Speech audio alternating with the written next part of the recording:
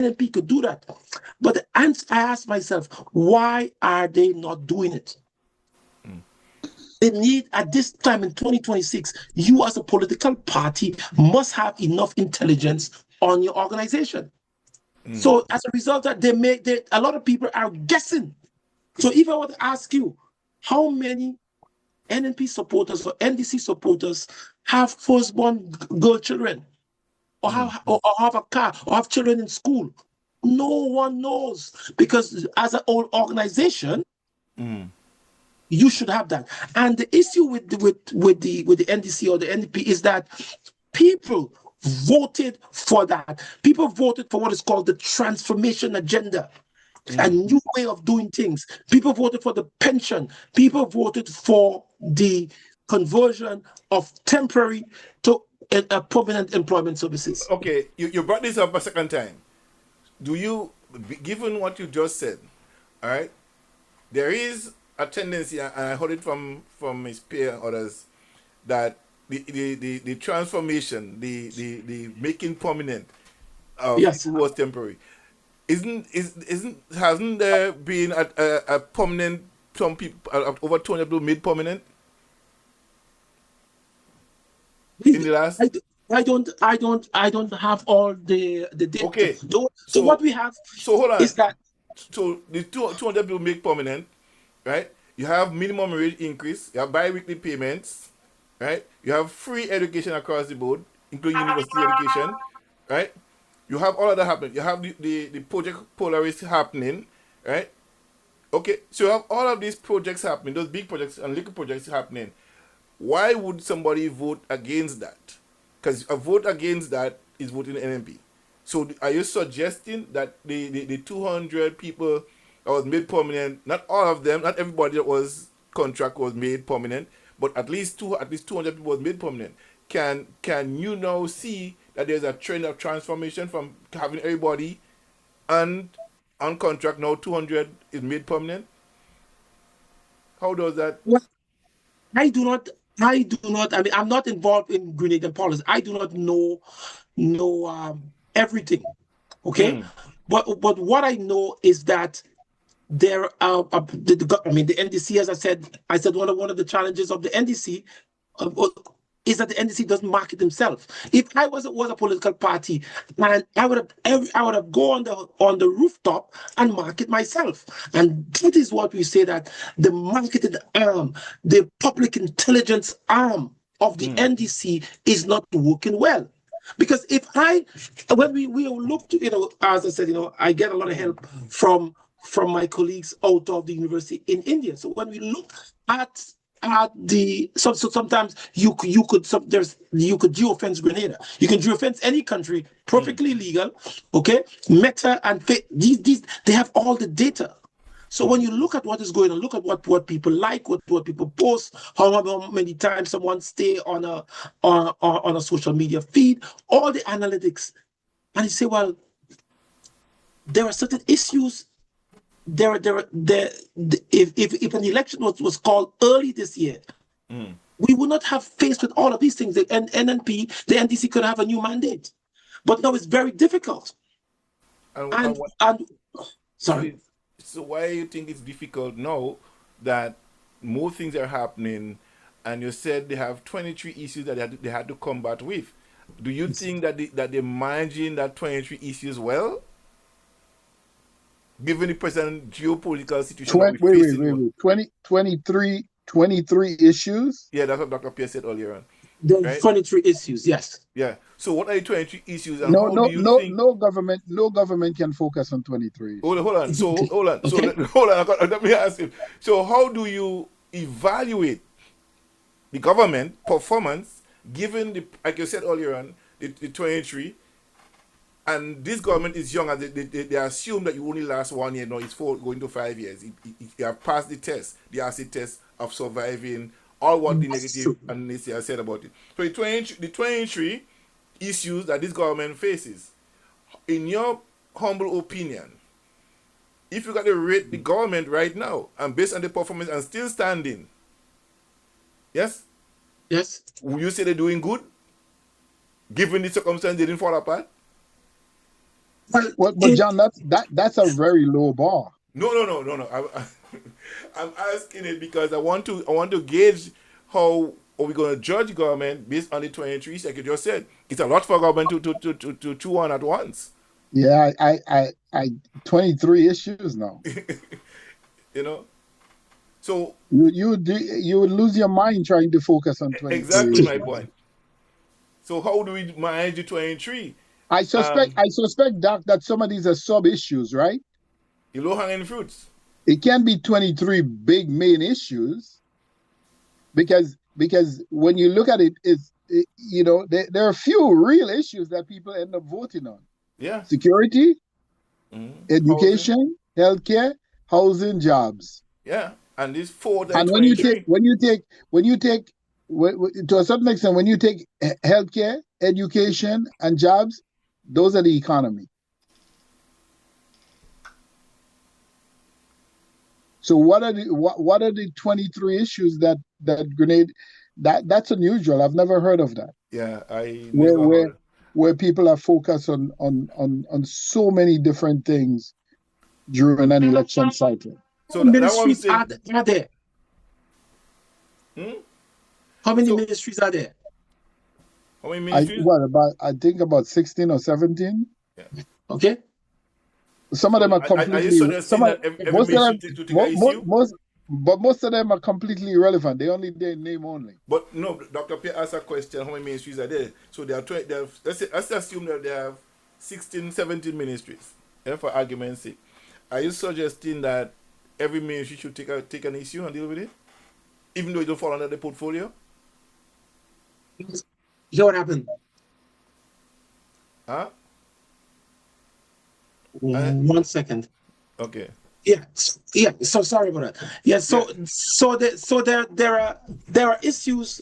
There are economic issues. There are health issues. There are all different type of issues. And we ask persons what are their main concern, what the main issues, because remember that people are, as I mentioned before, they're issues voters. They deal with the issue. As I said, if I'm a Christian and Trump said that he's against abortion, and I am against abortion, I will vote for Trump, regardless of him what he's doing. It's you voters, and when we ask people around around over 3,000 people, what are some of the issues they have? They mentioned all of the issues, and we calculated there were 23 issues. Also, for example, the issues with corruption. Corruption is very low on people's voting issues. There's people say everybody is corrupt. Okay, so corruption. No. Hold on. I heard someone said that everybody thief in government. Everybody, yes. Okay. And you know who he coming from, right? You know who said that, right? No, I don't know. I should have taken tape and roll it. I want to play the tape for you. Yeah, he said it. Well, there's the former CIA and Defense Secretary in the United States, Robert Gates, had something that who is one of the sort of great political minds of the last 50 years. He has something that he says. He says that in government at any given time, you can count on it that somebody is doing something wrong. Yeah. Okay. Yes. Okay. So, but also, go ahead, Delbert. So there's always some level of corruption. The question is whether or not the corruption is institutionalized and it's sanctioned by the powers that be. So there's a difference with somebody going off on their own, going rogue and doing something for them to benefit themselves, as against whether you have institutionalized corruption. And we experience institutionalized corruption in Grenada in our lifetime already. There's no real evidence that that's happening right now, but sometimes things bubble to the surface, right? Today I had to warn a friend of mine making accusations and tell him you cannot go out and say this person thieving in public like that and you don't have no proof. right? Well, that never stopped anyone. You know what I'm saying? So you have to be very careful because sometimes the person take it and say, "Hey, you said that's a libel, character assassinating me," and I go take it to task. Now, over the last year or so, we saw some $1 million being paid out because people had made issues, make statements in papers and stuff, and they end up getting sued, and it cost them a lot of money in $1 million. So I'm not saying before you go out and accuse people of thieving government money, of squandering this and doing that, and don't have no proof, be careful because you could be held liable for what you say. Like I said, there is freedom of speech, Yeah, but there's no guarantee of. that's unlikely to happen to Grenada because the Yeah, person who's saying that, more than likely does not have the economic means or base to exactly. pay out anything. So what would be the But purpose of suing them? perhaps you might even go for the big amount of money, go for the little bit of money that hurt them the most. You know what I mean?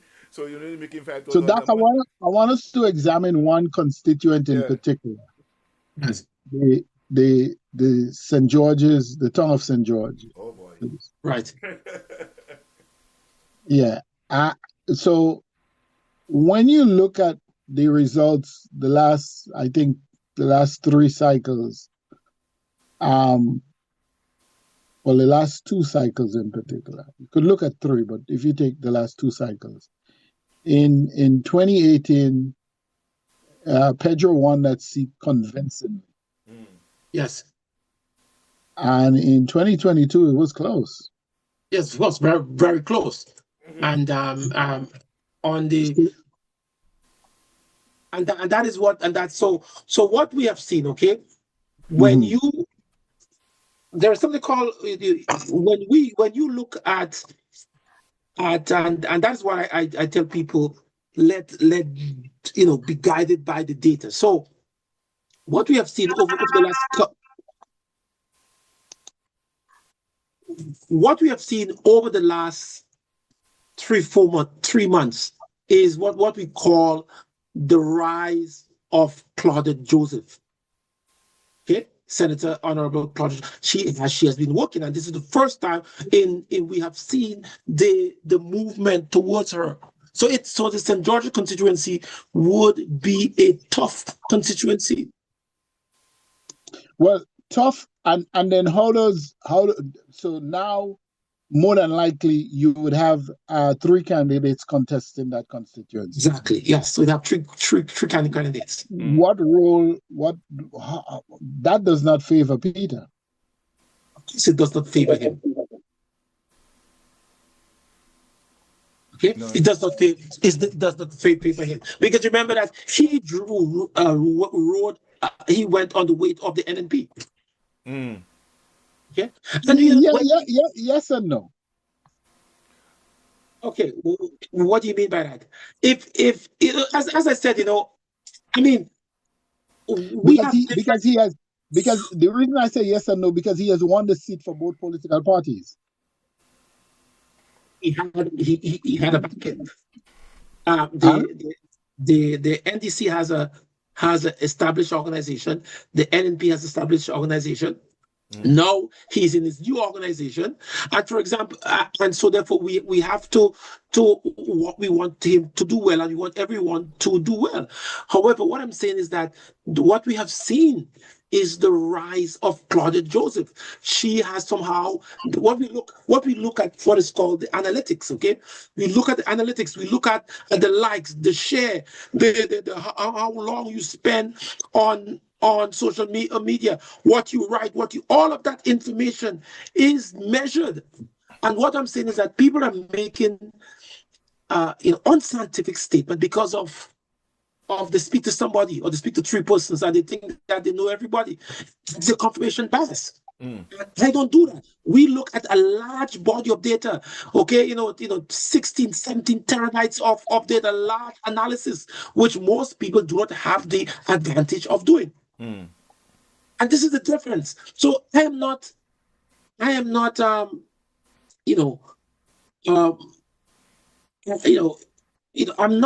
have any a dog in the fight. I'm just seeing as a A researcher researcher. Okay. trying to develop the science of psephology, which is the science of predicting election, because I have a personal interest in it, a personal interest in developing this specific type of technology for the North American market. And that's what I do. So If I was, so I don't have uh, again, I do it because no one can do it better than myself.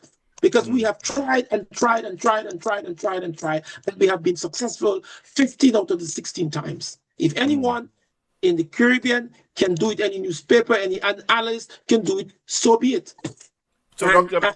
yes, Pierre, would you be interested in sharing or teaching this science to young data analysts in the Caribbean or in Grenada in particular? listen, my goal, as I said, my goal, we have the technology, and we're trying to get 20, so we have a good enough base, because we have to look, for example, Guyana. We had challenges in Guyana. We knew that the ruling party, the incumbent, would win, but we were expecting that party, the ruling party, to get a large number of votes, but they did not. A lot of votes went to the win party. You see? And we had to go back again. And then in Suriname again, challenge, we have to go back, and then St. Vincent again, we get better and better and better and better. Okay, given your success rate that you Yes. have, right? I'm asking if you'll be willing to teach psephology to young political analysts in Grenada, upcoming analysts, so they could do that same work that you're doing, carry the same surveys that you're doing, show them how Well, to do it yeah. Well, I mean, in a scientific way. well, I think I think, well, a man is not on in this country. I think they will laugh at me.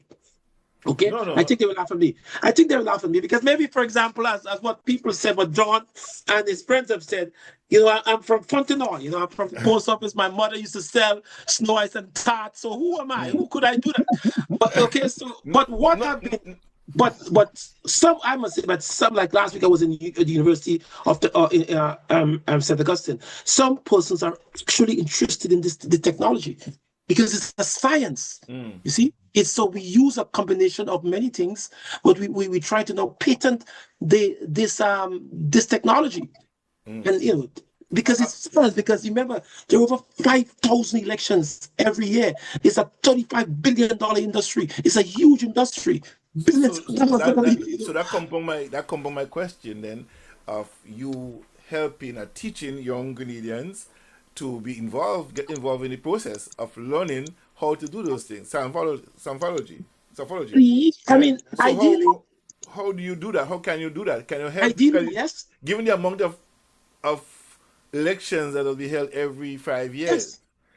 I mean, your firm, reputable as it is, I don't think people will laugh at you if you decide to help, if you decide to teach what you have what you have perfected. Yes? Listen, listen. If we make a prediction, and like, no, we make a statement now, it's not in favor of the NDC. All of the confirmation bias and NDC supporters will be against it. If you make a prediction and it's against the NNP, all of the confirmation bias and NNP supporters, so it's as I said, they will laugh at us. Okay, but what importantly, both universities have reached out to us. Okay, and because it is something new, it's a new body of knowledge.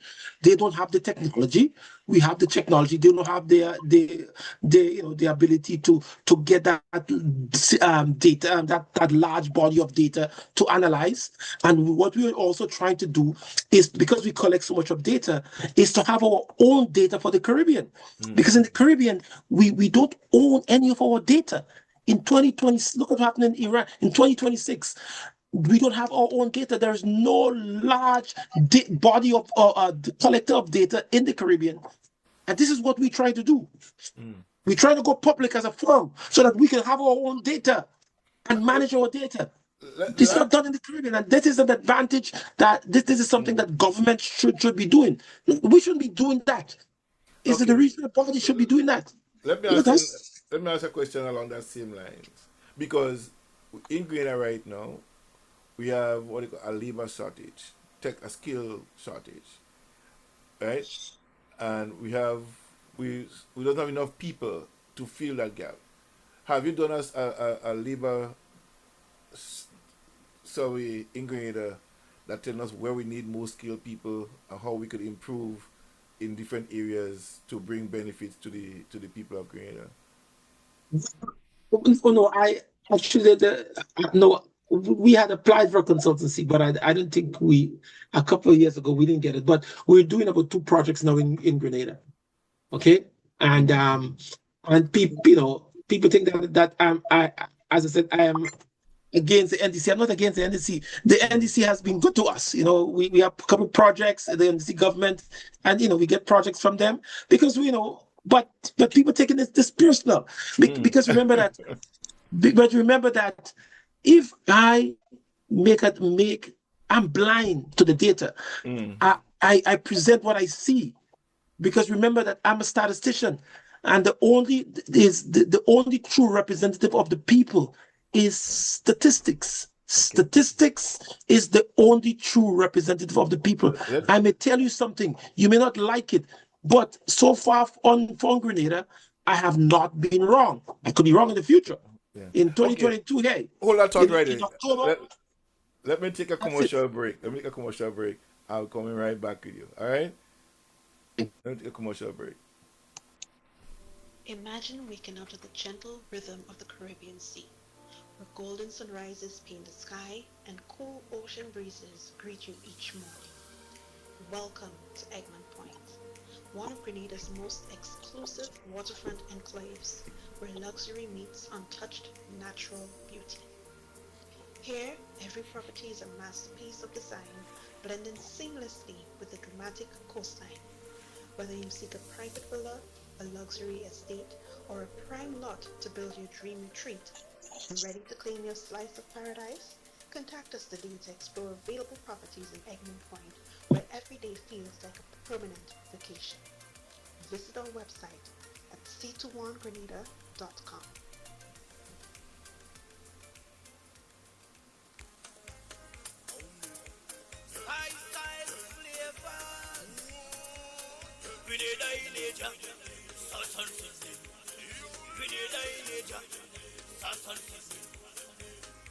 Mami oh mama, vital flavors from the canna.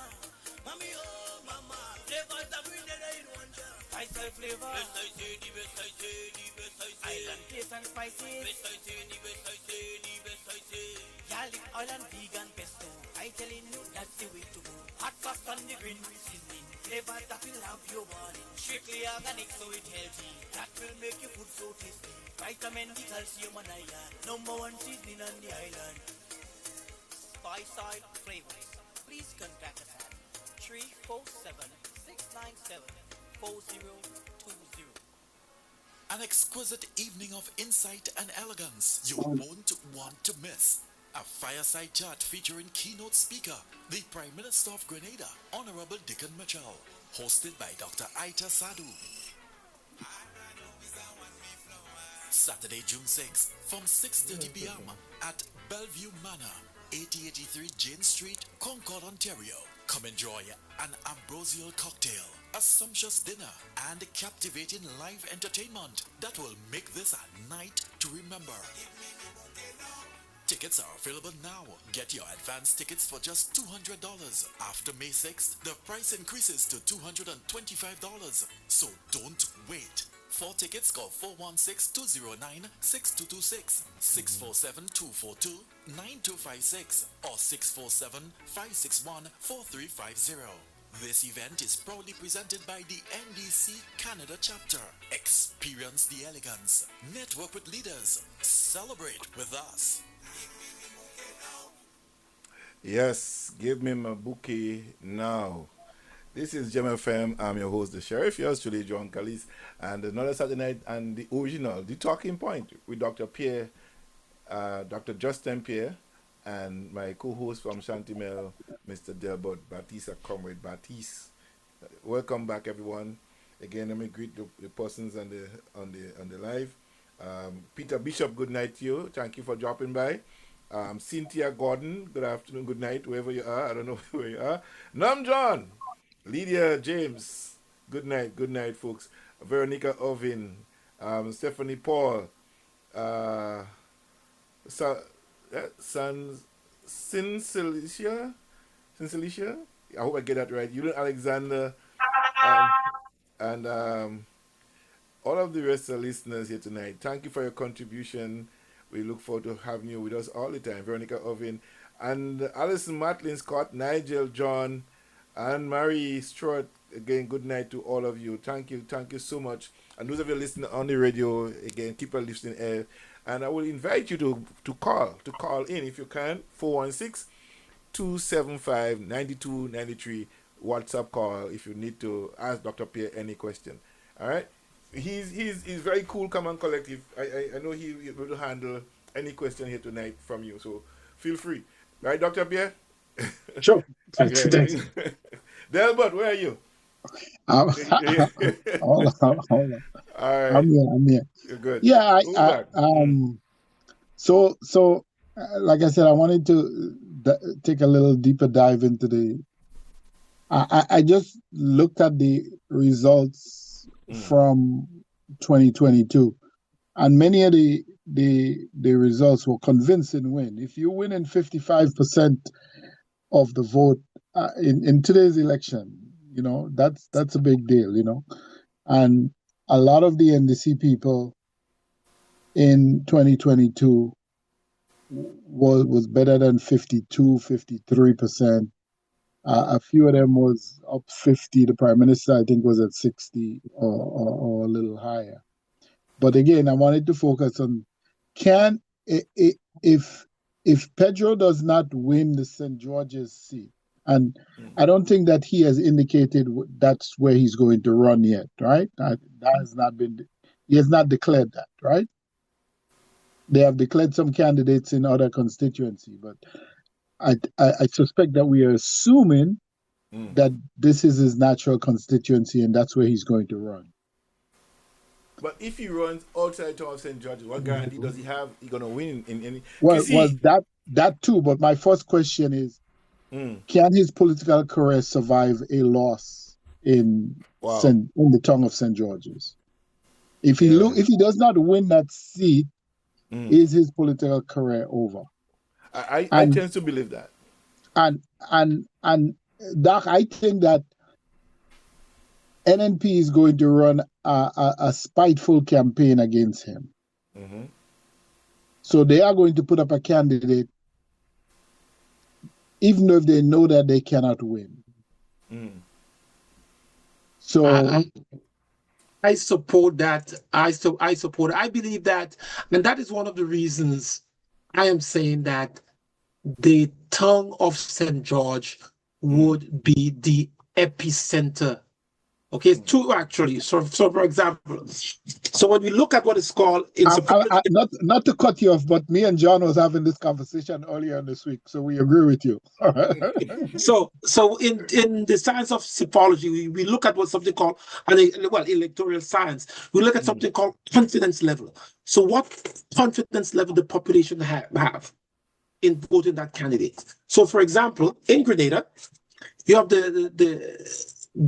that's based on our recent we reach out to 2,900 persons, 3,900, and about 2,700 of them responded. And what we also want to thank the Grenadian public for responding. As I said, even despite the pushback, people still say, to heck with it, I'll respond to you, Dr. Pierre. Some of the people ask us if we've been paid, etc.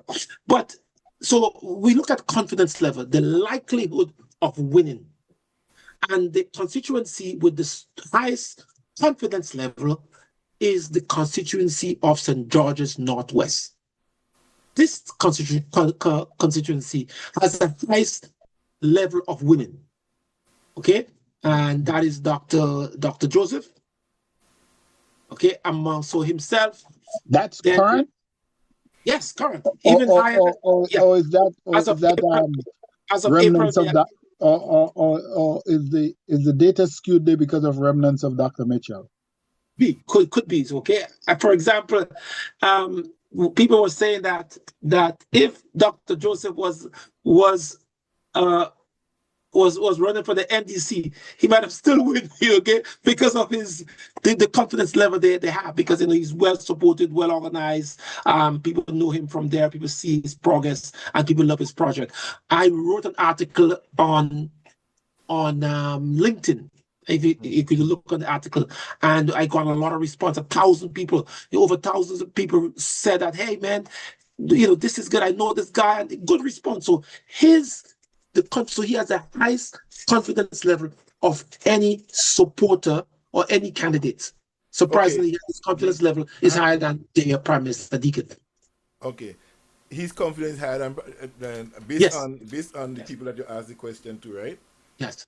Okay, so Deacon still rating high. Yes, he's overall very popular. High, but the level of confidence of winning, he's overconfident over Deacon Mitchell. That's what you're saying? So yeah, there's the probability of winning. Okay, so let me just explain a little. So the Prime Minister is popular, extremely popular. Everybody loves the Prime Minister. I mean, for example, he has a very, very high social media presence. Right. So everybody likes him. Everybody, the whole country, the Caribbean likes him. The world likes him. High confidence level. He's almost as popular as Mia Watley. Not as popular as her, but almost as popular. As I said, handsome guy. I don't know why she's popular. She ain't doing anything in Barbados. No, man, she's popular, man. You hear her speak, and you exactly. That's it. If you hear her speak, you pick up your arms and you fight. There are no fundamentals back in her. She's a social media Prime Minister. Yeah, I mean, she says our Prime Minister, Deacon Mitchell, you have to be in social media. Yeah, but Barbados is borrowing at a rate that is not sustainable. I know, but listen, absolutely not sustainable. And but they have not. Wait. I'm sorting about, because there's going to be a collapse. There's going to be a collapse in Barbados, and because she has not invested in new industry. What she has done very, very, very well is built up a bloated government bureaucracy. So there's been a lot of jobs created in government. That's generally not very productive jobs. Yes, no, that's what I call true. So I just want to one caveat for let's say Mia Motley and the Prime Minister Mitchell is that we have been tracking the indicators. The more presence you have on the internet and social media, the higher your success rate at winning an election. Why didn't she speak out more forcefully on the Venezuela issue? Yeah. Oh, come on, you know that, and no one could speak about it. Every Prime Minister Grenada stood tall. That's good. We have to commend Grenada on that. So let me go back. Deacon Mitchell stood out big. Right. So and people supported that decision. And people exactly. Right. People make their voices heard. So, for example, yeah. Meanwhile, she folded her tail and went away. That's not leadership. So, for example, that's convenience. Okay. One of my astute Barbadian friend tells me she has an excellent social media team. Yes. And she gauges what she's going to speak on. Yes. So when what many see as maybe random, it's not. It's well carefully scientifically orchestrated. Yes. And this is how we should go. Yeah, and I don't have a problem with that. But what I'm saying is the fundamental of our governance is weak. Well, yeah, and to be to government, you have to have a social media presence. So, for example, in Grenada, so Prime Minister Deacon Mitchell has a large social media presence. So if you look at from the data, like over 66,000 posts. He has maybe a whole team, working in social media every single day. We have Yeah. a bot on him, and every social media post. We get it. Every social media, any prime minister poll, we will get them and analyze them. And so far, he is doing a very, very, very good job on social media. And he has to continue and can do maybe twice as much. Okay, because it is keeping his attraction. And in business, you must be heard. And as a result, for example, what we have seen over the last 10 years, the party that has the most social media presence tend to win the election. We don't know why. So Doc, I have this theory. I know we're here to talk about Grenada, but I'm fascinated with what's happening in Barbados. I have this theory, and John and I have discussed it a number of times, that that Prime Minister Mia Mottley is really not interested in being Prime Minister of Barbados. That she sees it as a stepping stone. Yeah. Okay, and that her eyes was really on becoming General Secretary of the United Nations. Yeah. The next General Secretary of the United Nations is going to come from the Americas. It's the Americas' turn. Yes. And there was a belief by a number of people that I was in contact with that had the Democrats won. And so, okay, it's in the Americas, so obviously America is going to determine who becomes the next Secretary General. And Trump is not going to support her. Yeah. So there are people who felt that the reason that she did not speak out on Venezuela is that she wanted to be seen as neutral, so that just in case that position came up and her name was thrown in the hat, that she would get the tacit approval of the U.S. administration. That is an educated assumption. That is an educated as an assumption, And but as I said, she has a high a media presence. And but she's very popular, and what I find that Prime Minister Deacon Mitchell is also very popular. So based on our data, we look at what is called I had it here, the post. So the post per Prime Minister ratio. Okay, so we created an indicator called post on social media influence per Prime Minister ratio, and we have seen that Mia Mottley is right up there. Around 68%, and Prime Minister is pretty close by. So Kamala is a little lower, but these three leaders have been posting daily, over 60-something thousand posts. They have been doing. They have a whole department, like the Prime Minister of Grenada. He has a whole. When he goes out in his, he has a special social media guy to take photos. This is pretty good. Okay, No. So it's a good. It's new. Even during the revolution, we were doing that too. We just couldn't post it instantly. Yeah. Right. Okay, so that is So the media, because remember that the word of God must be sold to the people, or else will hear it not. So it's a way of selling what you do. And so so I wanted to bring up an issue. So what we're seeing is that the Prime Minister the popularity is very high. But you ask people, who are the largest supporters of the Prime Minister? So, Comrade Delbert, who do you think are the largest supporters of the Prime Minister in Grenada? The upper middle class and in the intelligent class in Grenada. Good. But in terms of age group, who you think are the largest supporters of the Prime Minister? Oh, young people. Very good. And this is, you see, and this is what we're saying about the confidence level. So you could be highly popular, but yet you cannot, you could maybe lose the election. Because let me finish. Young people don't vote. Exactly. See, now you're coming to the science. They're the least likely to vote because they're the least They're the least invested in the society. Exactly. You have to And this register is them. what, so listen, so this is what we have seen. So what we have done, we have calculated and analyzed all of the body of data coming from Grenada. There's something called geofencing. So all of the data coming from Grenada, you have analyzed it. And all the media, all the posting, the social media, WhatsApp, internet, all of these algorithms that have been posted. So you've analyzed that. And the largest supporters of the prime minister are people who are under the age of 18 or 80 something percent. And people, guess who is the next? Which one is the next level? I think women. Pensioners? People in the diaspora. Oh, okay.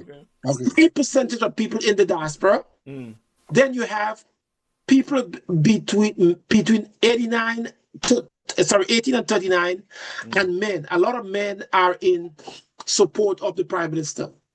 And then persons between 50 and 49, and then the least supporters are people who are above the age of 60. What percentage of women that support the prime minister? It's unusual for him to have that strong support about in men. I'm surprised by that. But a little bit surprised. Because when I look around, what we found that more women support the NNP than the NNP. More women support. He has the least support in women. Oh, that's interesting. That's interesting because the way I see more women, a lot of women, showing up for the prime minister at all times. Right. So you see a lot of women with children, young children. You see a lot of women with young children because the young children, the under 18, they are the biggest supporters of the prime minister. And this is intelligence. This is analytics. How do you encourage the young, like the 18-year-old? Because every day somebody turn 18. Yes. Yes. So therefore, Okay, that's an interesting. How many people turn 18 daily in Grenada? Yeah. You have that data? Well, yeah, but I think that I know, but I don't want to say. Let's say a quarter, every quarter, or maybe every year. I mean, so therefore you have to get the school records. Yeah. And this is what boggles my mind is that the political parties do not have that level of intelligence. So if I was in a political party, I would have known all the persons who were leaving secondary school. Everybody. The reason I asked that is that in 2022, in 2018, I asked a political candidate that, and it was lights out. He had no idea what I was talking about. And I'm like, and I didn't even do it nationally. I asked, do you know how many people turn 18 in your constituency, on a daily, weekly, or monthly basis? Nobody knows. Very few people know. And this is what I'm saying. Never heard that. Nobody had ever asked him that question. And this is what I'm saying, where you see the science of psephology is needed, because that is a standard tick in India. But every Indian politician knows that. Yeah, but Grenada is now coming into this idea of this technology that you're talking about, right? So the Grenadian youth right now, given the scholarships and all this stuff is going on, the free education, all this, parents have been interactive in the communities. You see the walk around he doing, right? Now, a vote for any other candidate outside of the prime minister is a vote for the prime minister. Agree? A vote for what? A vote for any minister outside is also a vote for the prime minister of Grenada. Would you agree that, Mr. Pierre? Any NDC minister. Yes. Right? I support that. So, knowing that, people know the popularity of the prime minister right now. If Gelbert in St. Patrick Northwest, yes, is lagging behind, but the prime minister put his stamp of approval on Delbert, say, look, Delbert is doing a good job, he's a good guy, we could do it together. Right? That notion that is Northwest St. Patrick's is not a winning seat. If the prime minister put his stamp of approval on that seat, it's a winning seat. Well, that's fine, but he has not done that. I think he has done that. Well, He he has has done endorsed. He has effectively. endorsed him. Yeah, He has that's it endorsed him to run again. again. So So that's a big sum of approval. Okay, so but how often? Okay, he has done that because remember that according to in terms of marketing, in the 1930s, the German government gave a lot of principles in marketing, how you market, how you have political marketing, and a lot of these principles have, still have not been used. So I in the conversion, in what is called the conversion phase, the election conversion phase of 2022, where in standard terms that the leader should have gone around to the constituencies, okay, and meet the people, greet the people, touch the people, because in the survey the person said, hey, you love the prime minister, you want to touch him, hold him, feel him, but he has not done that. So No, a lot of that, people. no, I tend to differ in that one because I've seen the videos. The parents have been going around in the communities and meeting people on a regular basis. Yeah, recently. No, no, for the last year and a I'm half, talking they've been about doing that. 2022. I'm talking about the post conversion rate according to yeah, that critical 6 month period 6 months after the period. election. He has not done that. Mm. And I think who's also said that was Peter Wicken, or an observation of No, Peter. John, we said that here too. We said that here too, right? Yeah, But at that the end of the he day, did not move to consolidate power. No, yeah. he did not use a consolidated power. And today there hasn't been a speech by the prime minister. I mean, to what would bring the country together. Man, you speaking my language here, man. Delbert has said that before. I listen, have listen, said Yeah. that 20,000 listen. times. We have a bot. We have a bot. We have a political bot that records every speech. We analyze all the speech. To bring the people together, man. I mean, Yeah. I'm not. Listen, I'm saying that people just make emotion. We don't do that. We scientifically, we measure Yeah, things scientifically. if I Because we have have one to bring the criticism people of him, together. that would be it. But I'm still of the opinion that the NDC, given everything that's been said, still stand the greatest chance of winning the next election, hands down. Well, Right. well, I yeah. believe Well, that. It's gonna happen, incumbency does that for you. Yes, right? incumbency does that. And given what is happening in Grenada right now, the NDC is poised to win the next election without any. According to Forbes Burnham, okay, according to Forbes Burnham favorite speech, when you are in government, you're not supposed to lose an election. Okay, Exactly. Forbes I Burnham, remember you're that. not supposed to I lose. do. Well, I do remember that. You're not supposed to lose the election. I can Do recall a everything to get the certain election. The political guy from the Philippines, uh, not supposed to lose the election. which one? Oh, the guy there. Yeah, yeah, Duarte? yeah, Duarte. yeah. Okay, I mean, Forbes Burnham said that. Isn't he indicted by the International Criminal Court? But yeah, but Yeah. his son is poised to take over from him. That's all. Is his son? Yeah. Yeah. So Given that, let me just focus back on Grenada for a minute here because I still convinced. I'm convinced. I'm believing that yes, that the NDC will win the election hands down. However, being and in that's power and losing election, if you ignore the signs, I can remember there's a certain political activist that said to the NMP, look, you guys are going to lose the election if you don't do X, Y, and Z. Don't be overconfident that you're going to win it, right? And he said, you're not doing work in this area, you're not doing the work in that area, you're going to lose the election in those areas, you're going to lose it. Even before your poll came out, he said it. He told them they're going to lose if they don't do such and such. And they lost, right? Today he's parading and dancing a different song with a different party now. But at the end of the day, he was right on spot telling the NMP, don't get comfortable with your 15 seat. There's a lot of people who say 15 again. What they don't realize, and I tell you something, NDC is not the same old NDC that was before. Okay, we have to get that. Don't have to blaming the old NDC, the new NDC for the old NDC operation.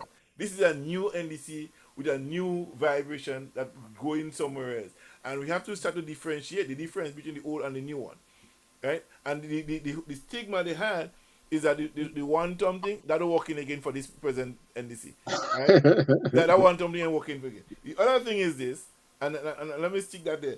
The NDC with Deacon Mitchell popularity, he gonna lead that party into the next election. Yeah, but John, we have to pay attention to that stat that Yes, Doc I just understand gave that it. too. But Because so here my follow-up question to Doc. Mm.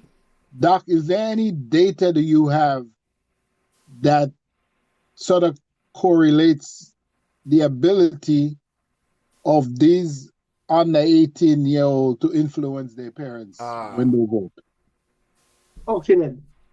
So that's a very Because good idea. Okay. it's generally the other way around. Is the yeah. So we don't have any data. I mean, as I said, we know is a new subject, is a new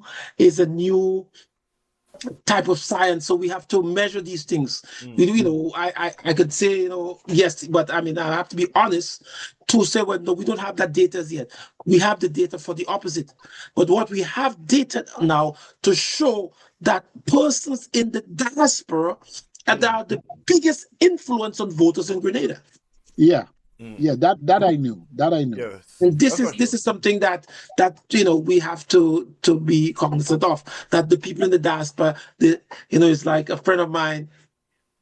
She's an NDC supporter, so she's cussing me. Okay. Are we talking about barrel politics yet? So she's cussing me.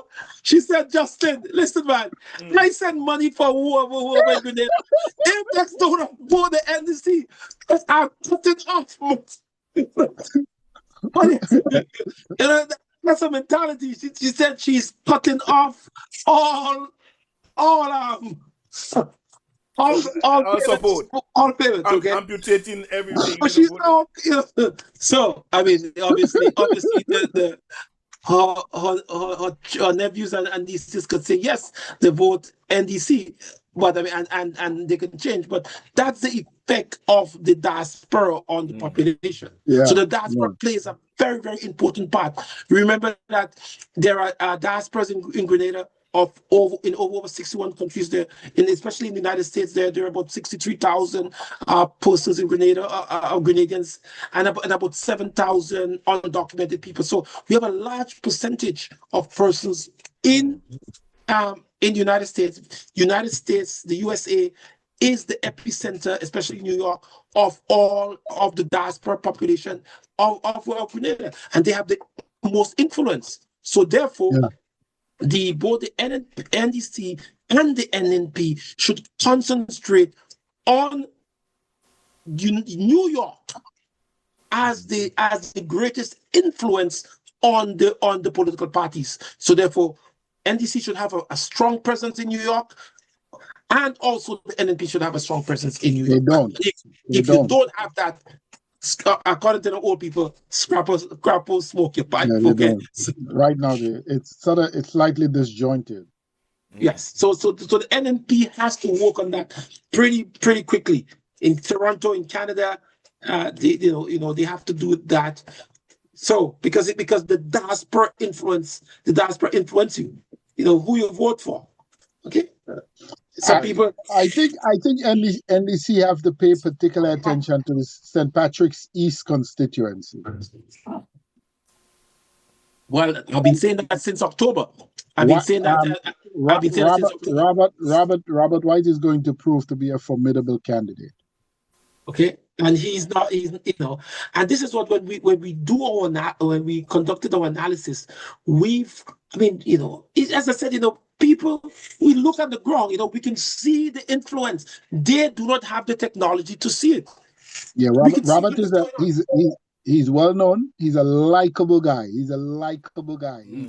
I mean, people who know it, everybody knows him. He's a likable person, and not just outside of politics. He's just that kind of very affable, really nice, likable guy. So and he can speak. Yes. So that is what we said when we look at all of the indicators. When we look at these different bands, confidence level, as of April the 17th, we're seeing we looked at all the ways that the NDC could win, and we as of April the 17th, we were not able to be convinced that there are clear path. Even the prime minister's seat, Okay, because there is this lady, the prime minister is popular, okay, but there is this this lady is very popular. This lady is doing her groundwork. She ain't coming nowhere close to winning that seat. But I'm not saying she will win, okay? I'm not saying she will win. I'm not saying she will lose. But you have to look. You see, the difference between the two of us is that you speak to 15 people. Okay, I speak to like The three, prime, four the thousand. prime, Okay, the prime minister, the prime That ain't minister happening. won his seat by 60+% the last time. yes, that's true. He's going to do better than that this time. This time, trust me. She not That's good. That's good. We wish she her not, best. she not gonna win that seat. Well, I'm not saying that she won't win. I'm And she just won't win telling even you. close. Not even close. Not with the level of popularity the prime minister have right now. She's not gonna As I win. said, the prime minister is very popular. The Yes. prime minister is very, very, very popular. He's the most one of three most popular persons in the Caribbean. Not only in Grenada. He has. I mean, look at this. Yeah, that's quite evident that he has emerged as one of the leaders across the Caribbean. Yes, and what makes I want to ask you a it question, worse- I want to ask, what percentage of independent voters in Grenada that holds a strong sense of voting for the incumbent? So that's a very good question. So, for example, we found that there are about 26% of people that register to vote, but they do not vote. 14%, around 54 something percent of those people see they use the voter registration card as a form of ID. There's 11% of those people who don't care about any party, and the people who do not vote comprise of five areas. You have obviously the in five areas, five specific areas. But listen, we have written all of that in our election manual of 2022. Somebody could just buy it. It's $49. People could buy it. Okay, it is and so when we write a report for free, people buy the reports, and it provides a lot of intelligence, that people are not aware of. And this is what we try to educate the people, because no one is not conducting surveys. The NDC is not conducting surveys, or none of the political parties conducting surveys. But how you conduct the survey, how you can get the data and make decisions without conducting survey. I think they might conduct survey, but not the way you're conducting it, because I think they have a good sense of where they are politically. Right? I think they do their survey. But what evidence do you have? But we don't have it. They have it, but they keep it close to their chest. But John, a lot of it is based on feelings. Yeah, but at the end of the day, right? You have this machinery that does it. But again, if Dr. Pierre is saying Dr. Pierre is data collection, perhaps they don't do it the scientific way that Dr. If you ask the majority of people, they don't know who's the general secretary of NDC. Yeah, and this is one of an issue we have. I mean, okay, so I think I'll get criticism for that. Okay, I can get criticism for that. Let me say this. But people not interested in who the general secretary of the party is. They're interested in Dick Mitchell. But that's a bad thing. Because the party. No, that's not true. That's not true. Well, hold on. The party is the vehicle that gets you there. Yes. And we understand that. But but let's go back. Let's date ourselves a little bit here. Okay? During the PRG time, people focus more on Morris than anything else. Yes? How many people but you cannot use that. John, hold on. John, you cannot use that. You cannot, because you know why? In a revolutionary context, it's different. It's different, yes. But the same people, they talk about the leader. People gravitate towards but that's different. In a revolutionary context, there's a saying that says, I think it was, I don't remember who said it. It could have been Lenin or Fidel that said it, that every revolution has a hero. A hero, yes. He didn't say heroes. Hero. I think it was so it's the same thing that what we see happening in Burkina Faso right now. It's the same thing that happened in Rwanda. It's the same thing that happened in a number of countries where you have one candidate, one person who comes up and they're super popular across the board, because of that process, that revolutionary process. Process. But Yes. if you ask people during the revolution, Mm. who everybody know there was a strong cabinet. Yes. Who was the general secretary of the party? Huh? Who was the general secretary of the party? We didn't have a general secretary like that. Like that. We had a general secretary of the party though. Not like this one. No, the person who kind of filled that role was Selwyn. Yes. Exactly. So let's look. So for example, in Grenada now, the I mean, this is from the data is the data is this is from the data, okay? As I said, I don't want tomorrow, people come and you tell me how my mother used to sell ice cream and stuff, and I Yeah, don't know what I'm let saying. let let Okay, them know. Let them know the ice cream help you okay, help but you build I tell people at perspective. least we had a fridge, okay? So Yes, so so from our data, from the collection, people are not satisfied with the present general secretary of the NDC. Okay, no, and then and and that's have not that's just confirmation not and that's just not now. That's historically probably the most popular general secretary NDC had was Peter. okay. So because we don't know why, as I said, maybe people felt that maybe was it because the guy's name again, Larry Barry, maybe moving Larry Barry might have been a wrong idea, No, no, no. because he won. We don't know, Larry Barry but was dead, and they just refused to bury him. Finally, they buried him. He was he's a nice guy, very nice person, very committed, loves Grenada, loves people, but he had no clue whether he was coming or going. sure. Okay then. I So, still think but that the better. but and it's let's happen, and it's very difficult to put a ideally a general secretary should have. I mean, that's ideally should have been someone who is not a minister. Okay, to Absolutely, push the party it should together. not. It should It should not. not be a minister. I mean, that's free advice. Okay, so and that's why it's important for us to study the science. Because as I said, psephology has been there 70 years Because you before cannot it became an you you independent state. you cannot do both jobs full You time. cannot do both jobs. So the current general secretary we have, who is a minister, it is very difficult. The general secretary is responsible, is what is the most, or maybe the most important role In the party in the structure. party, even Yeah, quote unquote more than the prime minister, because yeah, he's the one that has the rudder yeah. of the party that moves the party through treacherous Exactly. time. Yes, yes. So what now? So the prime minister now is taking on these. It's too much of roles of the prime minister. He's Okay. guiding everything, They, they and could the have they could have president. found they could have found somebody better for general secretary. I mean, I know, but we don't know. I mean, I think that. I'll take a commercial break.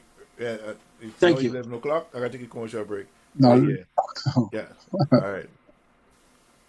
An exquisite evening of insight and elegance you won't want to miss. A fireside chat featuring keynote speaker, the Prime Minister of Grenada, Honorable Dickon Mitchell, hosted by Dr. Aita Sadu.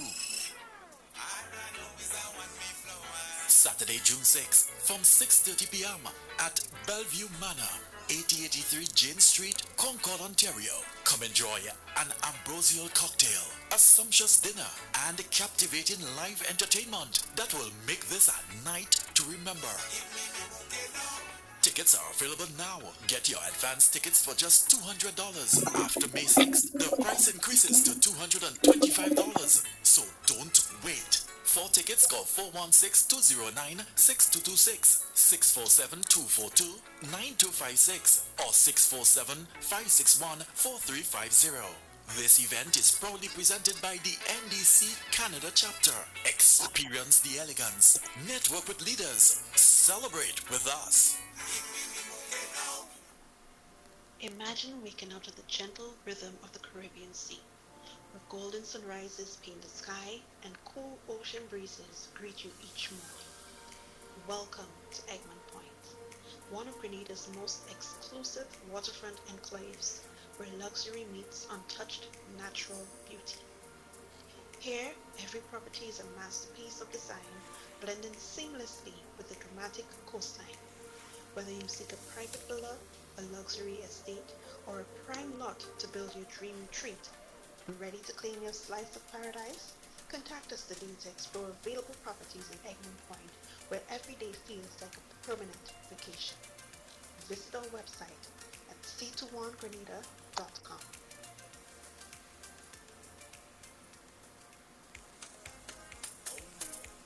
Lifestyle flavors. Grenada Ileja. Salsa system. Grenada Ileja. Salsa system. Mami oh mama. Lifestyle flavors from the Ghana.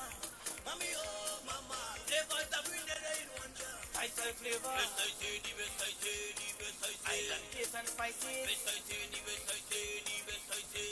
Garlic oil and vegan pesto. I telling you that's the way to go. Hot sauce on the green seasoning. Flavor that will have your body. Strictly organic so it's healthy. That will make your food so tasty. Vitamin D, calcium and iron. Number one seasoning on the island. By side flavors.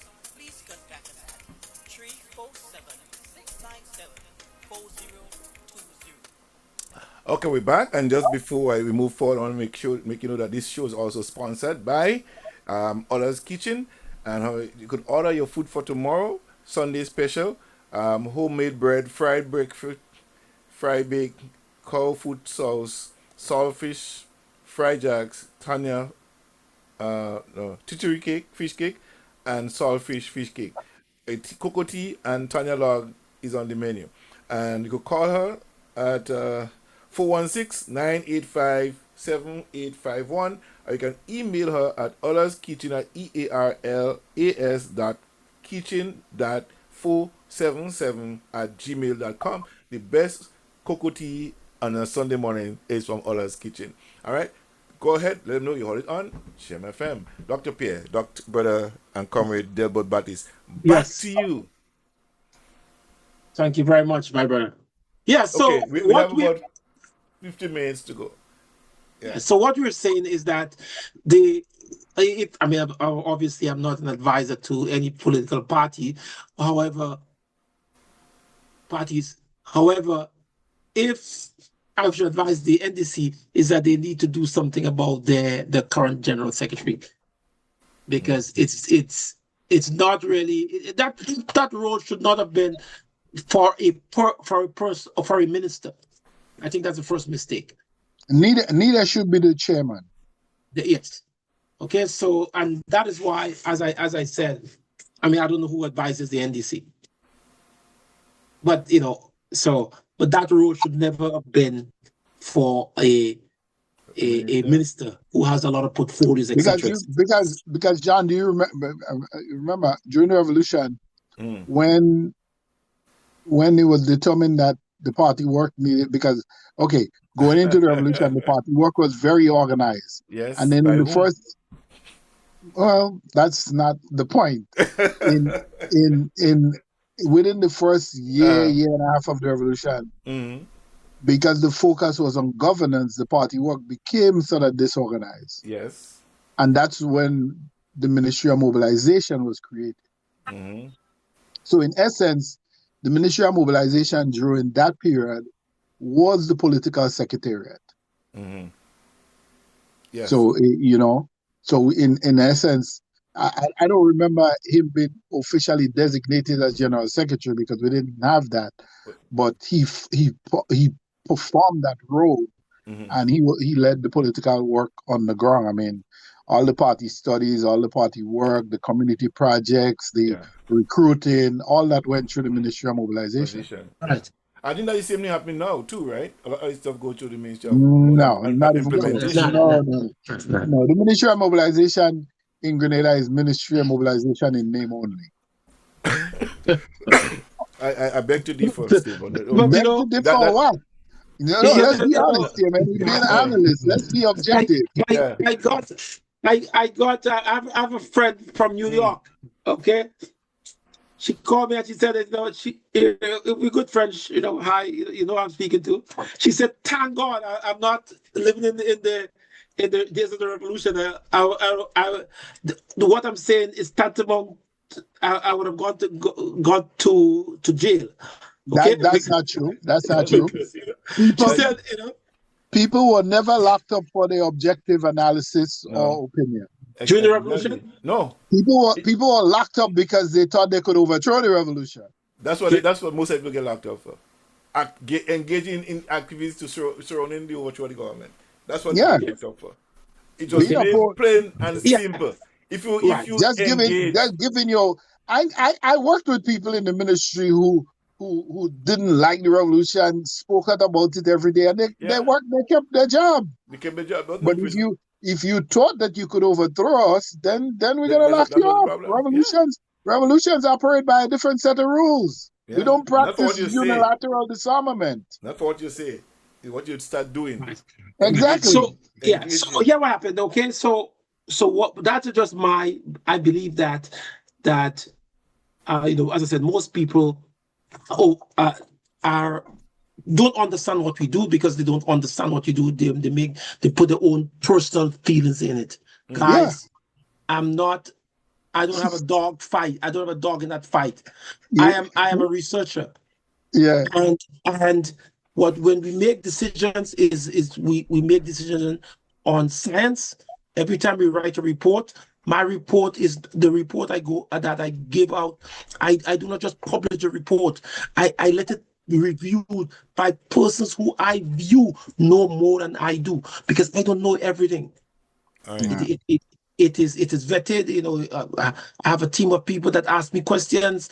And just as what you all are doing there, but I have to provide evidence and stuff. What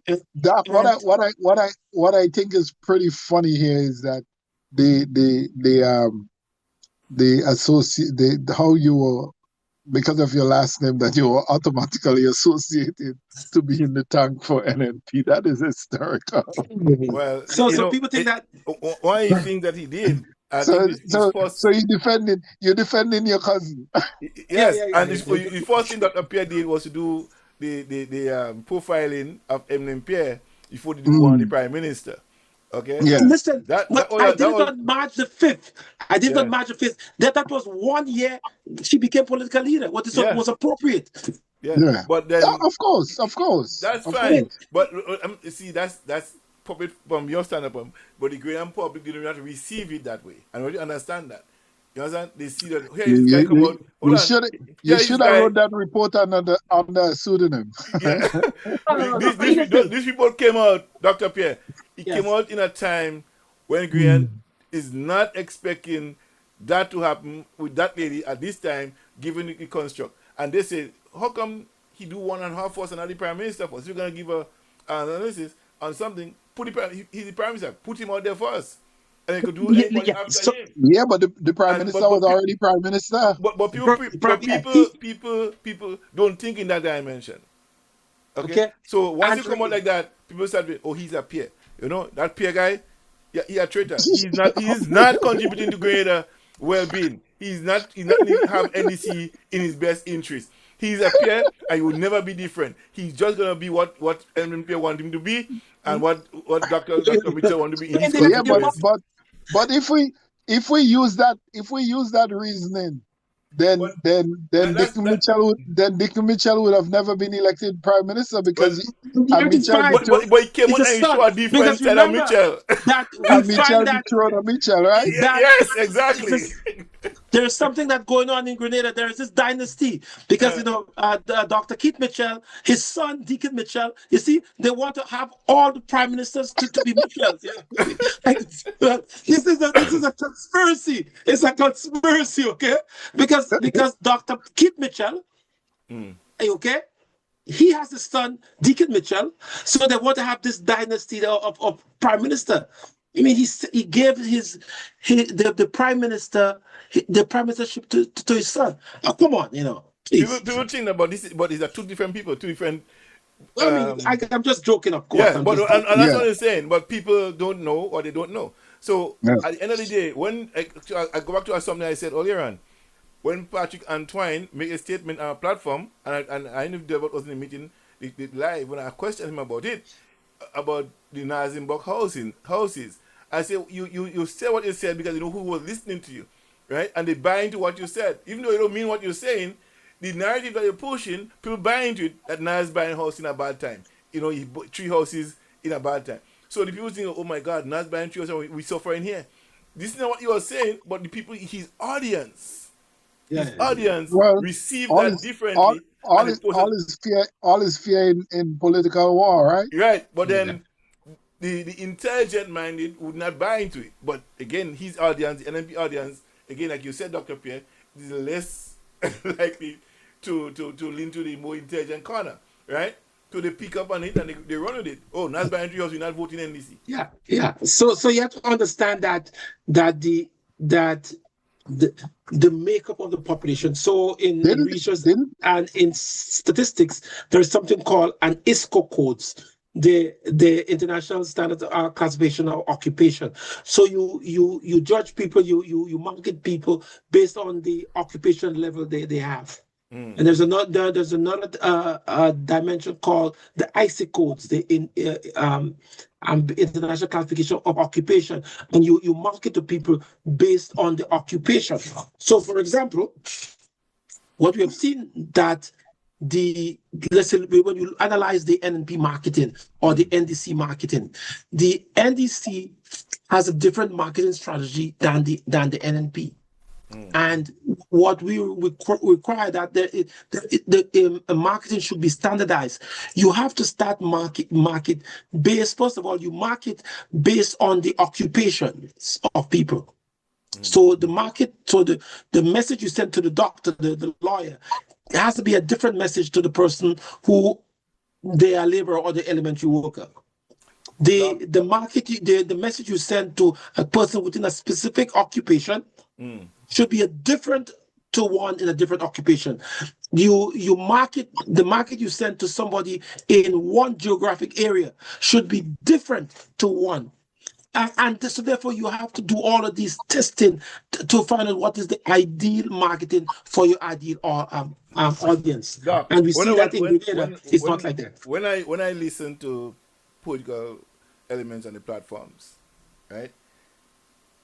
All I hear is bacchanal and the deacon thief, deacons can be trusted as a con man. There's no messaging, real messaging. there's just a few people No, which peddling is that on their nonsense. platform, right? On Yeah. their platform, they use their platform to do those nonsense, and they have people listening to that. I just watched a tape recently. The doctor say, "I'm not feeling well. I'm feeling bad." The people are clapping. The man fainted. That's the level of ignorance. They're not listening to what he's saying at the time, in a serious way. So when he making the statement, even though he making the statement about the leadership of the other party, he is in a compromising. His body start compromising now, and he's saying, "I'm not feeling well. I'm feeling bad. I'm gonna faint." He's falling right in front of them, and they're clapping, "Yay!" Right? That's the level of ignorance. Yeah, but no, they're not ignorant. Listen, remember that. Okay, and that's It's a a level of challenge. I think. ignorance. Listen, and that's a challenge between the NNP and the NDC. The NDC, I mean, I know I'll get links to that. The NDC targets the quote unquote the affluent people, the educated people, people with money, etc., etc., etc. But that is the smallest section of the population. Okay, Exactly. so if you Exactly. targeted that, you will lose the election. So, Exactly. so NDC as the NDC as a revolution, they're an extension of the PRG. They see NDC as an extension of the GI of the GNP, the plantocracy, etc. All of that. But what has been happening? The NNP now comprise is a broader representation of the country. They also have a larger voter base, and because the NNP is catered for the majority of people who are subsistent or subsistent people. And Okay. this is the technique I think that one party has over the other. So let me say this: in the last 3.5 years, 4 years, Yes. the NDC have done a number of jobs targeting everybody. Yes, we can't dispute that. It's a fact. They're not just going after the elites. the most educated anymore. They're going John, across the board. that's not true. No. They might no. They're going across the board. John, I that's not beg to true. differ. It's Show me why it's simply not not true. true. Show me why it's not true.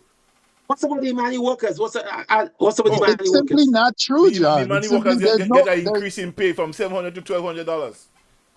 John, Okay. the point that the statement that you made there is simply not true. Why is not true, there, but Because it's not why it's not true. How I come don't it's have not to true? prove it. I don't have to prove why it's not true. You're the one making the statement. Yeah, but You I'm have to back saying it up. there's a shift that is happening. It's happening. You hope so. You wish that. Well, we will see the next election will prove that. No. That's completely different. You said that they have gone after everybody. They're going after everybody. Yes, they're doing it. They're doing it. Who? They're Like targeting who? other people. With which machinery?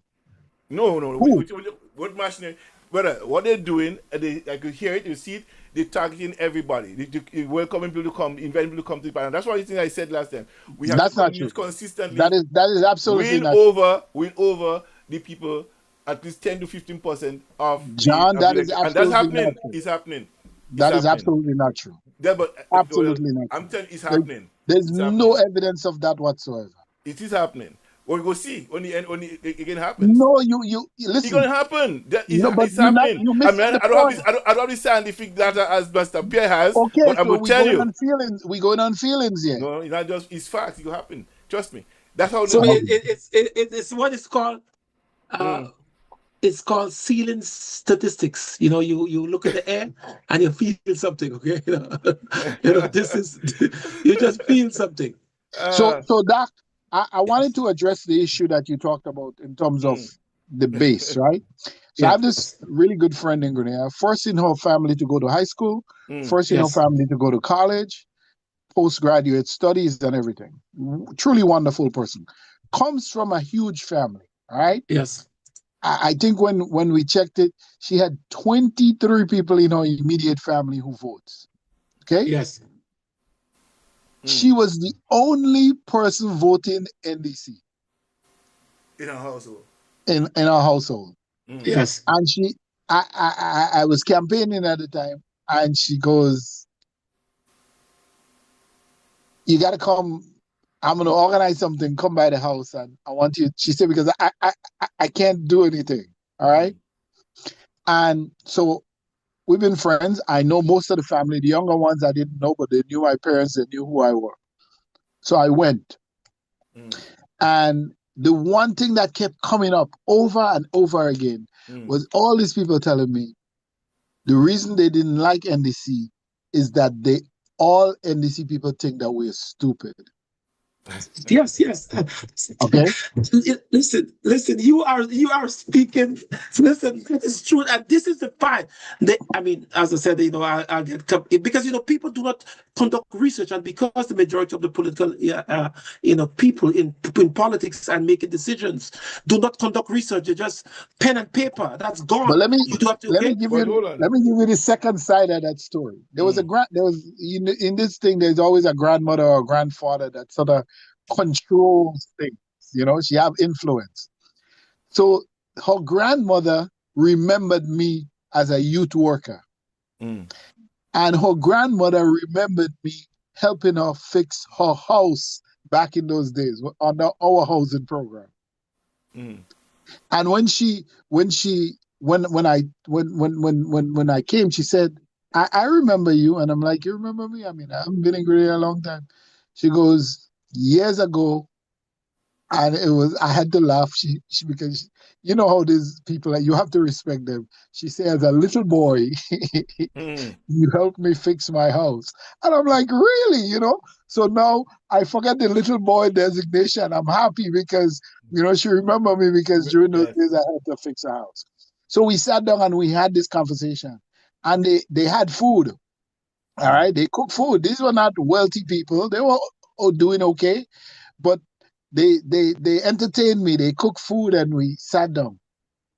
When I left, Grandma told me she said, I'm going to keep talking to them.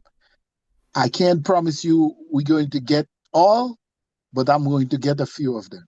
I checked back with her periodically when I go to Grenada. And out of that 23 people, she told me she got about 7 in the last election to vote NDC. Okay. Well, So you have to work that's with these people. yeah, You have to yeah. meet them where they So are. yeah, and this is the main challenge we see. As I said, we found the research have shown that NNP people perceive NDC people as looking down on them, as better Yes. than them. As better than them. They see them, the NDC people see them as being poor. Only it's like only only NNP people that get handouts. But remember that there are poor NNP people and there are poor NDC people also. Of course. So that's a false narrative. I'll give you. It's not a false narrative. It's not false.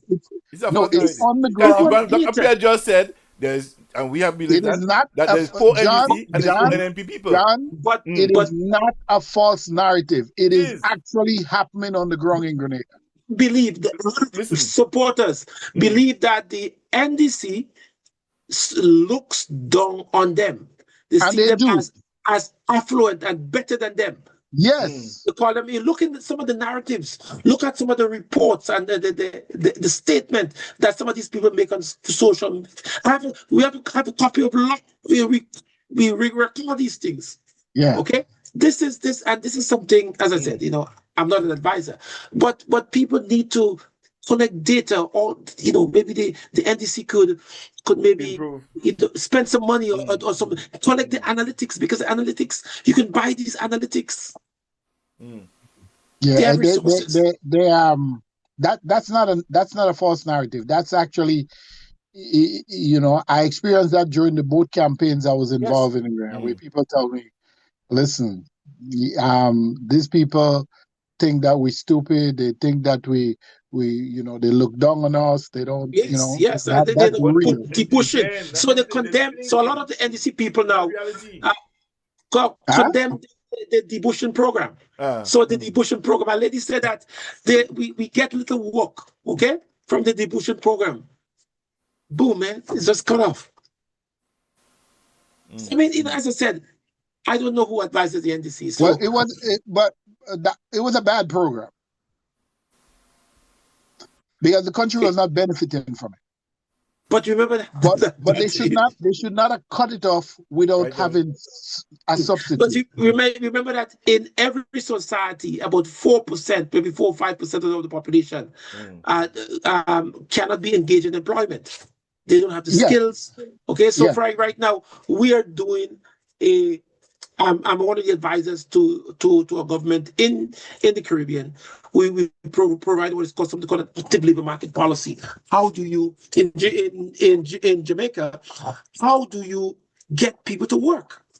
And certain percentage of the population, you have to do active things for them to make them work. And the debushing was could be a part of what is called the active labor market policies. So I would have reorientated the program. I would not have cut it off. So that's the next point I'm going to make. In terms of that, we have a shortage in skilled labor, real skilled labor. Could we have not transformed? Well, that's Caribbean wide. Yeah. Okay, folks. Hold on there, but let me see. I got some. I don't have much time left on my thing here for my show time. I got a little signal here that my time is I'll go half an hour more than my time. Okay. So I have to let us wrap up that, and I hope that Dr. Pierre will come back here again. All right, that won't be your last time. And there's a lot of things happening. Will be happening between now and the next 2 weeks in Grenada. There are lots of things happening. A lot more things will be happening. There are a lot of more analysis have to be made, right, on situations in Grenada as we move forward to calling our next election in 2027. There are a lot of preparation being made on every side. Everybody filling up their sleep. I make my prediction. If the elections were held today, NDC wins 11-4. If it's held a year from now and they fix the transportation problem and build about 50 new houses, they win 13-2. 13-2. All right. So just think. So that's there. But only before you do, Give your closing submission No, here. my closing thing would be Doc. I follow your reports. I love them. I love the conversation that they generate outside of the personal attacks and so forth with people who don't know you, never met you. Probably they don't even read the report. They just skim through it and have some silly comments to make. But you don't need no. Me and John was talking about it. I say, one thing I love about Doc is that he's a happy warrior. He doesn't take it personal. He doesn't lose his cool. He just sticks to the data, right? And I Right. really admire this about you. And I would just say, keep doing what you're doing, brother. Keep doing what Yeah. you're doing. Well, thank you very much. So Okay, then what you okay. should Go ahead, give, I Dr. realize I Ken. do not have known you for all my life. Okay, you were very kind to my brother, yourself and Philbert Lewis. So Oh, Philbert man. Lewis is like a mentor to mine. He one a guy who literally saved my life. Okay, so Philbert Lewis, and I remember you, my brother Sherman, are at Quality Restaurant back in the 80s, like 40 something years ago. Okay, so you remember him? You remember Sherman Yes, Seafood yes. Restaurant? So he died in 2015. Small world. Small world. That's my brother, man. Oh, man. I never knew that. Yeah, he's my brother. He was my brother, and yeah, I, I, so. I used to take my date there. Yeah, I know, of course. What you should do, you should give me, John. Yes. You should give me your contact, so WhatsApp Yeah, contact. yeah. So when we have, Yeah. listen, so when we have surveys and all of that, we have what is called a portal. It's called a black Mhm. data information portal, and we have Grenadians. We have about 10,000 of them. Admit to do surveys. You should give me your data and your email, and I can make you Yeah, a part of the group. And then when that's I nice. have That's nice. surveys now, you respond. Okay, Yes. No, we are. I didn't know that was your brother, man. I He didn't. was my Yeah. brother. He was my brother. Well, We're getting ready to do another survey, and that survey would be like, I mean, it's like a pre-election survey. So we are getting all of the John, indicators. John, as a matter of fact, after the revolution collapsed, I was sitting in that restaurant having lunch, and they came and picked me up. Right, I got arrested right from inside that. Who's there? Huh? Who's there? The invading forces, U.S. forces, they came and grabbed me right from inside the restaurant, man. Okay, I didn't So know that. that was a really nice spot for us, and the food was Yeah, good. It was yeah. convenient. Yes, I yes, used to yes, be there yes. all the time, and Yeah, yeah, I know, man. The guys work in Sherman and all of that, but it's very nice, eh? And yeah, he yeah, died in Trinidad. He's buried in Trinidad. So so I have that, and then my other brother Raymond is deceased also. So so that's very good. But I've always remembered you. I always remember the group, especially Philbert Lewis, very kind guy, has always been kind to me. yeah. If I always tell people that, well, I call him Pinnock because that's the Pinocchio, name we right? grew up. All right. Pinocchio. So he's one of the guys who grew up in Chantemelle that had no enemies. No Yes, enemies. yes. Because remember Yeah, that I'm from Shantimel. My mom is from Shantimel. Eh? yeah, We still have Pinnock was lands just there today. excellent guy, So excellent. I'm a Shantimel guy. So be careful. I could fight. I could fight. You're raising the point you can't be Shantimel anymore, Yeah, man. Shantimel. In those days, So Shantimel. Doc, Yes. when they come after you, just let them know that the Chantemelle Posse got your back, okay? Yeah, yeah. Well, that is debatable right now. Yeah, man. Yeah, that's good, man. Anyway, I just want to Yeah, thank. give Yeah. your closing I remark. just want to thank the viewing public for having the opportunity to hear what I have to say. I have no beef in this game. I'm a researcher, and we realize that most people do not understand what we do, and there is conflicts and confusion. And all we are asking people to, for the first time, see us as giving information. I don't have sides. I'm not against the NDC. Okay, I'm not against the NDC or against the NNP or against the PDM. I am a researcher, and what I do in my job, nobody has the technical ability to do it. No, so we conduct surveys. We have a portal, and we conduct surveys. And as a result, what I'm encouraging people to do from the political parties, you get to know your customers, get to know your supporters, conduct your research, do an inventory of the type of people you have in your organization, because they are your biggest supporters. If you know them and you know them well, they will represent you. Well, So on behalf of brother Khalees, the GEMFM, brother Delbert, and all of the listening public, I want to thank you very much for the time, for the 2.5 hours of what we were speaking, 3.5 hours, for giving me the time. You may not like what I have to say, but at least respect it. Okay, Yes. and Yes. that's it. All right. So thank you very much. Yeah. All right, All right. brother. Thank you so much. Again, you're always welcome to be back here on GEMFM at any time. We take this seriously because all of us learn and grow from everything that is said. And I hope that most of the people listening here tonight will do the research, follow through, and build on that. And we don't have to guesstimate anymore. And I encourage you, and I say this here, that they should go there and meet the people, NDCs. Go there, meet and mix and mingle. Bring the message of the good news of the NDC to the people. I have somebody sent me a list of 15 things that the NDC do not do well, and I said I have a 250 what they did well. So let's see what happened here. So give me your 15 what NDC didn't do or did wrong, and I'm going to show you 250 what they did and did right. So I'm saying this. Things are happening on the ground, and things happening.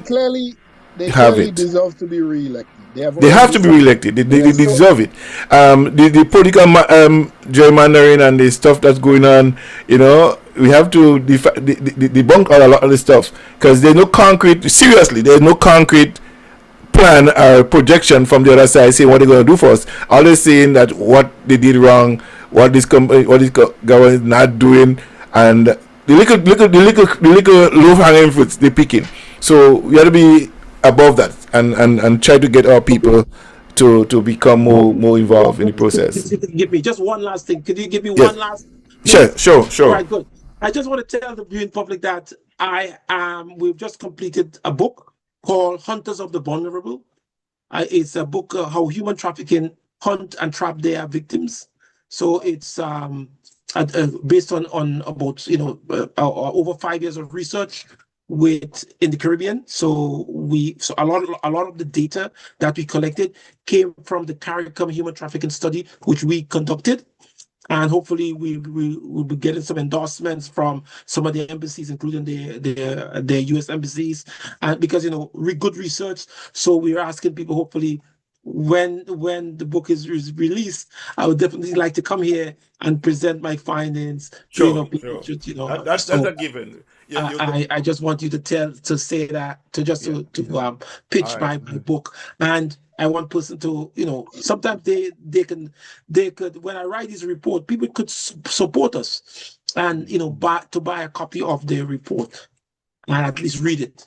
All right. So fair enough. Thank you very much, my brothers. No problem. All right, man. So say this, and don't forget, folks. Again, also you could visit my website, our website at www.gemfm.ca. You can read our magazines there and read my book. Buy my book from there. It's The Power of Big Dreams. It could be purchased on the website. And don't forget, you could support us here by making a donation to us, either by the website or to the directly to e-transfer at Genesis Magazine at Rogers.com. You could make that direct payment to the Genesis Magazine account, right? Via e-transfer, right? $1, $2, whatever you could. Let's just support GEMFM and have this show and this radio station. Keep it going. It's the only one in Canada, really, that in Toronto area that we know of that do Grenadian stuff. 100%. We are a Grenadian radio station outside of Grenada. It's 24 hours of radio. So after we finish here, when you don't see us on Facebook, you could still click on www.gemfm.ca, and soon we have an app, so you could download the app at the App Store, and you could listen to us all day, 24 hours of radio gospel, soca, country, preaching, teaching, all it, and then you will hear me too. Okay, so I'm always Yes. here. All right, so check it So out and let us do it. Support GMFM. thank you very much, my brothers. Yeah. Thank you. All All right, Bye. right. man. Good Blessings. night, gentlemen. Good night. All right. Mm.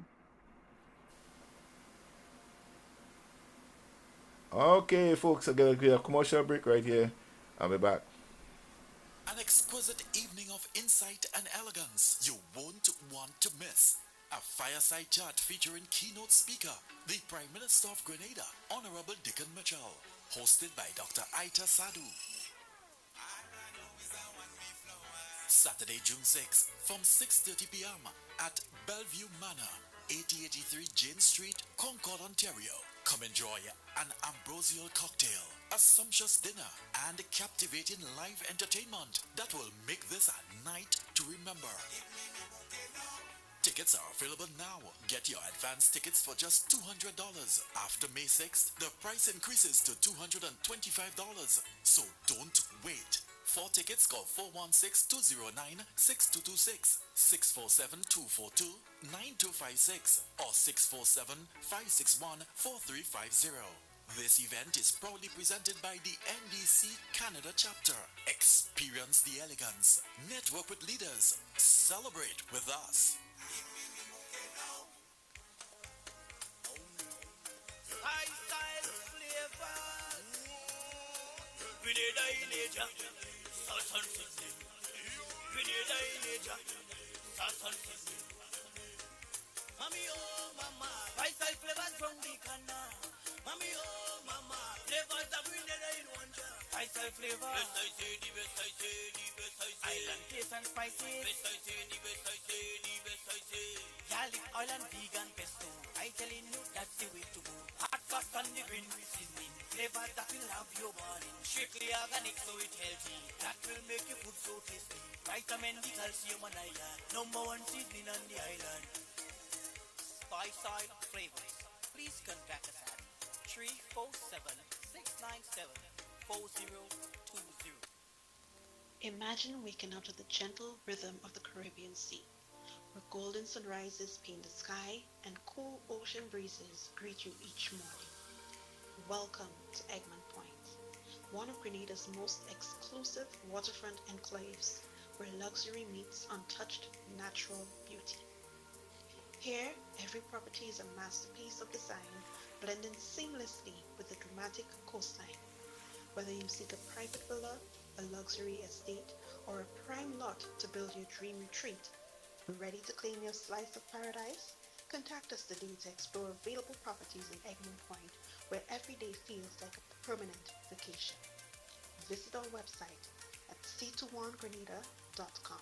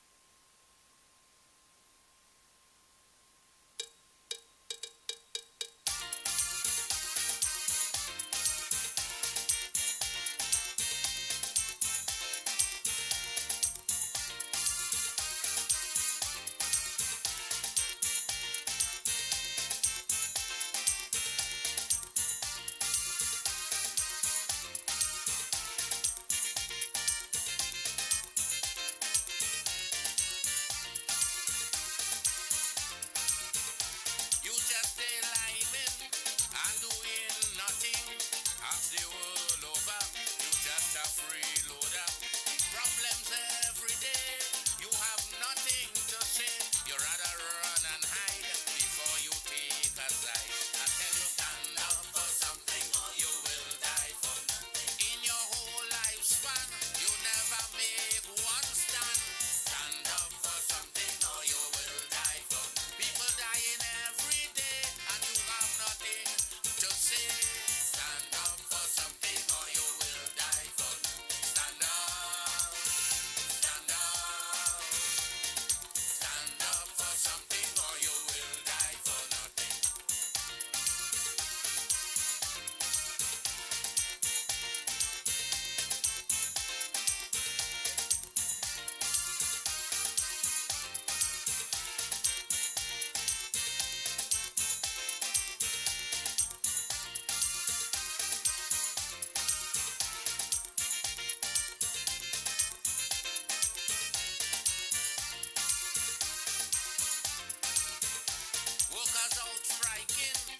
backyard protesting. Before you join the fight, you rather break the strike. Don't like nation, so they fight in the election. Before you sympathize, you rather criticize. I tell you, stand up for something or you will die for nothing. Corruption down we throat, still you will not vote. Why? Stand up for something or you will die for nothing. Killing going on every day, you have nothing to say. Stand up for something or you will die for nothing. Stand up, stand up, stand up for something or you will die for nothing.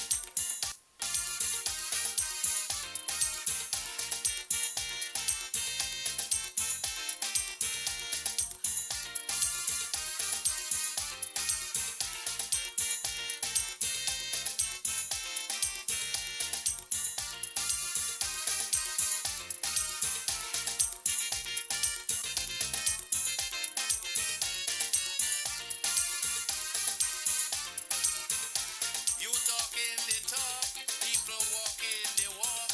You happy as ever to be a fence watcher.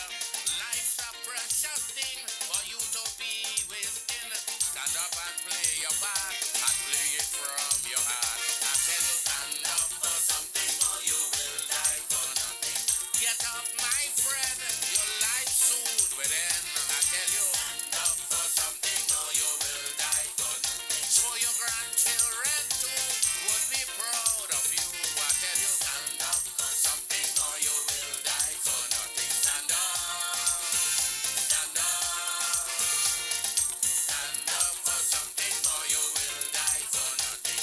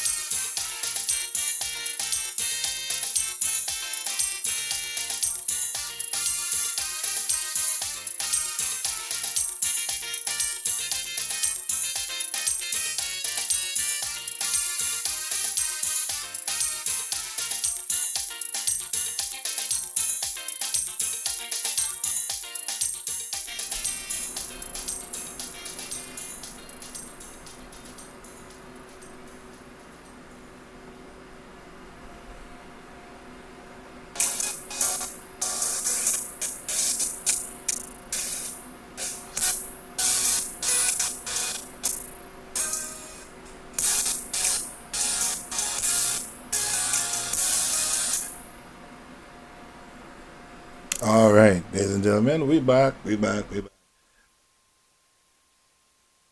has been a very, very interesting night right here on the show, and Dr. Pierre will be back again next time around, and I'm looking forward to having him back here with us as we continue doing what we do here. I'm not seeing myself. What's going on? Disappear into the midnight. Yeah. So again, folks, thank you very much. Don't forget to check out GEMFM every day. We are on the radio on an online radio station at www.gemfm.ca. Follow me on my Facebook page. I do post a lot of interesting conversation topics there for conversation wise, and I invite you to follow me there, and let's have some conversation as well. So don't leave it out. Follow me. GEMFM WhatsApp. We are WhatsApp is 416-275-9293. As you follow me on WhatsApp there, or you can also follow us on YouTube at John Callis or GEMFM Genesis Magazine, and subscribe to our YouTube channel. All right. So we invite you to be part of us. What we do here, follow us, be part of what we're doing. Again, we love you, and we look forward to have you join us on tomorrow night for Legal Eyes with Ewart Lane from Grenada. From 7:30 to 8:30, and then on Monday night, domestic violence right here on GEMFM live on Facebook, on YouTube. Tuesday night, developing intimacy in marriage. That's happening every Tuesday night from 8:30, 9 o'clock until 10:30. All right. If we get kind of excited, we go a little longer because we have nobody to really answer to, but the lady upstairs here. All right. That's Wednesday night. Wednesday night is a repeat broadcast of developing intimacy in marriage. And sometimes we switch for a Bible study with ladies, 50 plus ladies on a Wednesday night. So you could join us for that as well. It's strictly on radio or on Zoom. All right. Thursday night, another Bible study. We're still trying to work out some details for that, but it's still functional for Thursday night. And Friday night is living the dream. So if you know somebody in your community, whether in Greater New York, that is doing a business, have been successful, or doing something positive, we need to talk to them, interview them, whatever business they're doing, so get them some exposure, and it's all free. All right. You could donate to us, that's fine. But we just want to expose people who are doing something positive in the community. So GEMFM on a Friday night, living the dream, we bring out the best of us. All right, wherever country they're from, once they're in life and they're trying to make a difference and doing something different, making and fulfilling their dreams, we want to talk to them. All right, so bring them on, let them know we are able to facilitate them. All right, and coming up on the 8th of the 8th, that is Saturday after Caribana in Toronto, GEMFM Family Fun Day, potluck. You bring some food, bring some drinks, and let's have some fun together, meet and greet in the park. All right, that I'll put up the flyer later on tomorrow, where we're going to meeting and greeting and having fun in the park every year. This will be our 8th or 9th year, 8th year of celebrating 9th year, yes, of having fun in the park. Again, a listener suggested we do that, and we did it. And now she is no longer with us. She passed away after COVID. So that's Dennis, and Dennis has since passed by, and the tradition still continues. And then out of that same situation, that same family fun day in the park, it was suggested to me to have a dinner and award ceremony, and we did that. So we're doing the dinner and award ceremony too, because of listeners like you who suggested what need to be done. We did it. All right. So we listen to you and we do what you say you want to see happening. So we had the fun day, and we have the dinner and the award ceremony happening.